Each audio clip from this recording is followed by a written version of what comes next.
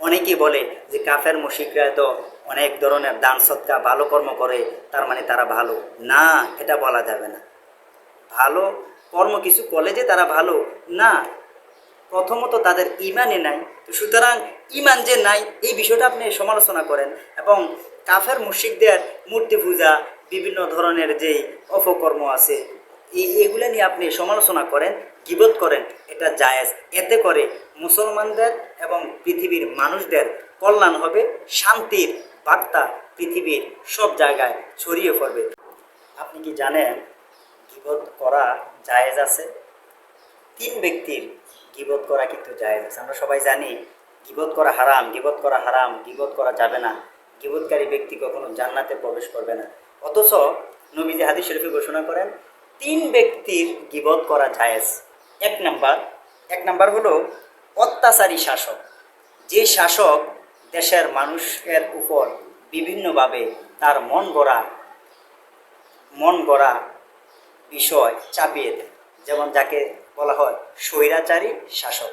ওই স্বৈরাচারী অত্যাচারী শাসকের সমালোচনা করা জায়েজ আছে, গীবত করা জায়েজ আছে। যদি আপনি গীবত না করেন, সমালোচনা না করেন, তাহলে আপনি জনমত তৈরি করতে পারবেন না। আর জনমত তৈরি না করলে ওই অত্যাচারী বাদশা থেকে আপনি কখনো রেহাই পাবেন না। সুতরাং ওই অত্যাচারী বাদশার গীবত করা জায়েজ আছে, এটা আমাদের কিন্তু জানতে হবে। 2 নাম্বার, প্রকাশ্যে যারা সমাজে অন্যায় অপরাধের কাজ করে তাদের বিরুদ্ধে দেখা যায় মানুষ কথা বলতে চায় না, অথচ এটা জিহাদের সওয়াব। যদি তাদের বিরুদ্ধে আপনি রুখে দাঁড়ান, তাদের গীবত বেশি বেশি করেন, তাদের সমালোচনা বেশি বেশি করেন, এটা আপনার সওয়াবও হবে, বরঞ্চ আপনি জিহাদের সওয়াব পাবেন। সুবহানাল্লাহ। আর যদি 3 নাম্বার, তৃতীয়তম ব্যক্তি হলো কাফের মুশরিকদের সমালোচনা।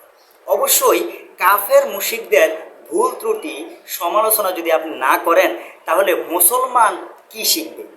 মুসলমান তো কখনো, সাধারণ যে মুসলমানরা আছেন তারাই কিন্তু সরল মনা, যাদের লেখাপড়া নাই, মূর্খ, তারা কিন্তু অনেকেই বলে যে কাফের মুশরিকরা তো অনেক ধরনের দান সৎকা ভালো কর্ম করে, তার মানে তারা ভালো না, এটা বলা যাবে না।